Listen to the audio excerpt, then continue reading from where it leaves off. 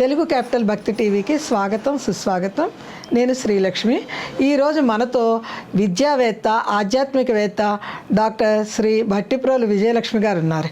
విజయలక్ష్మి గారు నమస్కారం అండి. నమస్కారం శ్రీలక్ష్మి గారు. సరస్వతీదేవి పుట్టు పూర్వత్వాలన్నీ చెప్పారు.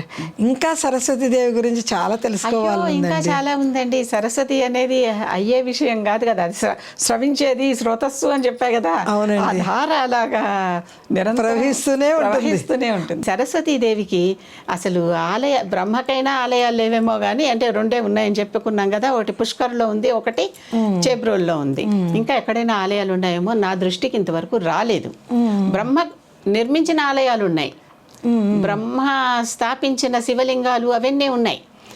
మనకి అలంపురం వెళ్తే నవబ్రహ్మాలయాలు ఉన్నాయి.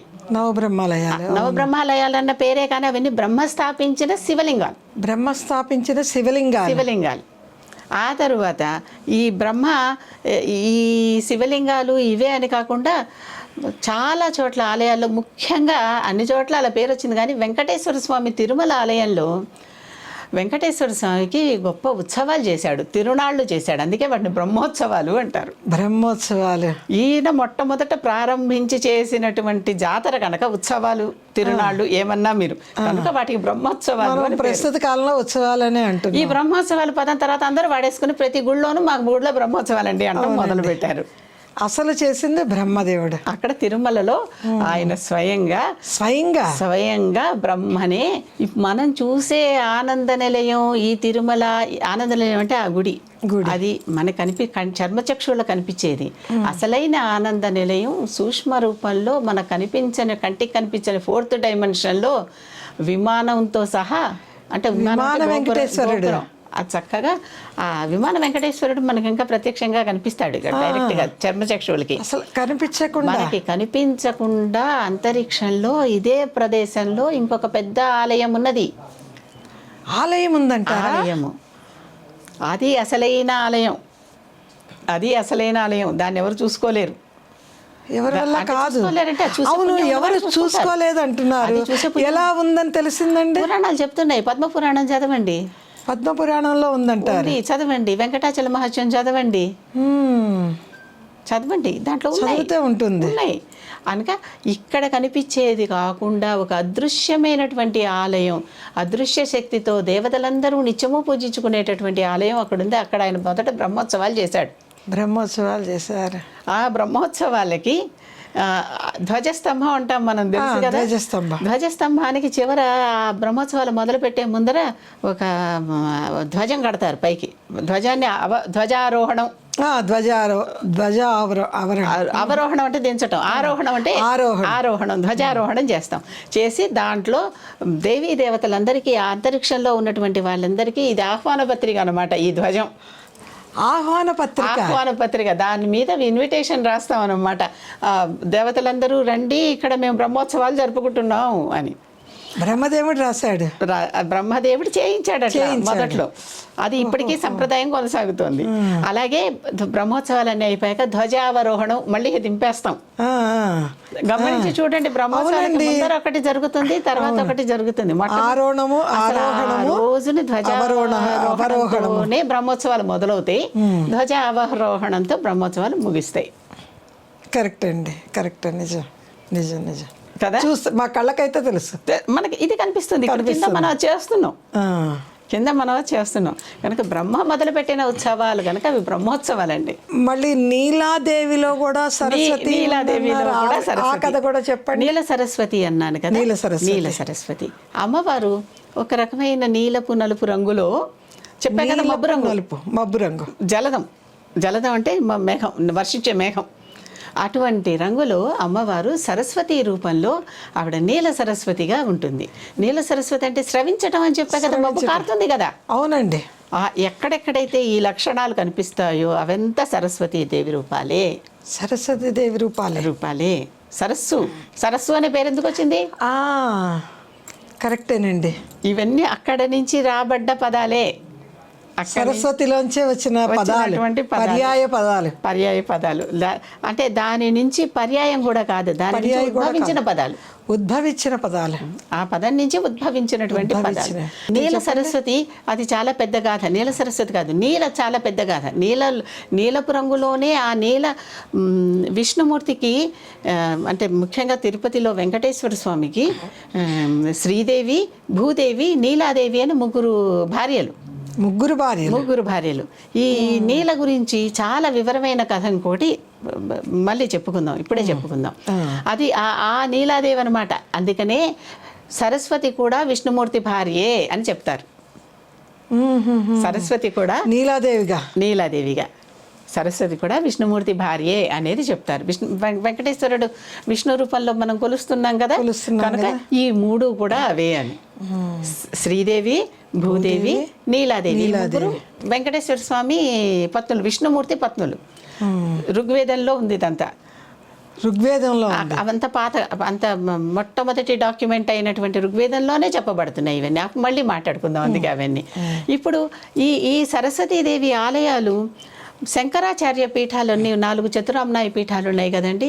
ఈ చతురామ్నాయ పీఠాల వాళ్ళందరూ ముఖ్యంగా మన సౌత్లో ఉన్నటువంటి శృంగేరి పీఠం కదా ఇక్కడ. అవునండి. ఆ శృంగేరి పీఠం ఆస్థాన పీఠాధిపతులు కంచి పీఠం అనే దానికి ఈక్వల్గా ఉన్నటువంటి ఒక గొప్ప పీఠం ఇంకొకటి ఉన్నది కదా. ఆ కంచి పీఠం వాళ్ళు కానీ చక్కగా ఊరూరా సరస్వతి ఆలయాలు కట్టారండి. చాలా నాకు మహా నచ్చింది ఏంటంటే ఉస్మానియా యూనివర్సిటీలో ఇక్కడ ఇంత విద్యాలయం, ఇక్కడ సరస్వతి ఆలయం లేకపోతే ఎట్లా అని అక్కడ మంచి సరస్వతి, జ్ఞాన సరస్వతి ఆలయం కట్టారు. ఎక్కడ చూసినా మనకి ఈ ఆలయాలు కనిపిస్తాయి. మనం ఇంకొకటి వ్యాసుడు గురించి చెప్పుకున్నామా. సరస్వతీదేవి ఆయన అక్కడ కృప ఇస్తే ఆయన అన్ని గ్రంథాలు రచించాడు అని. ఆ వ్యాసుడు ఒకసారి శాపవశాత్తు ఉత్తరాది వదిలేసి దక్షిణాదికి రావాల్సి వచ్చింది. కాశీలో కథ కాశీఖండంలో పర్వతాలు దాటేసి వచ్చేసాడు ఇక్కడికి. వచ్చేసాక ఇక్కడ దక్షిణాది భాగం అంతా తిరుగుతూ చక్కగా రకరకాల చోట్ల ఆయన ఎక్కడ కూర్చుని తపస్సు చేసుకుంటే, ఎక్కడ కూర్చుని గ్రంథాలు రాసుకుంటే అక్కడల్లా ఒక సరస్వతి ఆలయం కడుతూ మనకి దగ్గరగా తెలంగాణలోనే బాసర అనే ఊరుంది. అది అసలు పేరు వ్యాసర. వ్యాసుడు కట్టించిన ఆలయంలో జ్ఞాన సరస్వతీదేవి అండి అమ్మవారు అద్భుతంగా ఉంటుందండి. చదువుల తల్లి. ఆ చదువుల తల్లి ఆలయం అట్లా ఇట్లా కాదు, అసలు అది సాక్షాత్తు వ్యాసుడు ప్రతిష్ఠించాడు. అంటే వ్యాసుడు ఎవరు? ఆవిడ పుత్రుడే. అవును కదా, ఆవిడ పుత్రుడే. తల్లికి గుడి కట్టుకున్నట్టు గుడి కట్టుకున్నాడు. ఎంత అద్భుతంగా ఉంటుందో ఆవిడ అందం కానీ ఆవిడ సొగసు కానీ వర్ణించలేను. అంత మనల్ని మోహింపచేస్తుంది. అంటే చదువు మనల్ని అలా మోహింపచేస్తుంది. చదువుకో అని. అవునండి, చదువుకున్నారు కొద్ది మంచి విజ్ఞానవంతులు పిల్లలను చూసేటప్పటికి మనసు పరవశించిపోదా. అంతేగా అందరు గౌరవం ఇస్తారు. గౌరవం విద్వాన్ సర్వత్ర పూజ్యతే అని చెప్పుకున్నాం కదా. అంతేకాదు ఇక్కడ ఇంకొకటి ఉంది. అసలు నేను మ్యాథమెటిక్స్ కనుక నేను మ్యాథమెటిక్స్ ఎగ్జాంపుల్ కూడా చెప్పండి. లెక్కలు చేస్తూ ఉంటే ఒక లెక్క చేయగానే మహదానందం వచ్చేసి రెండో లెక్క చేస్తాం, రెండోది రాగానే మూడోది చేస్తాం, మూడోది రాగానే నాలుగోది.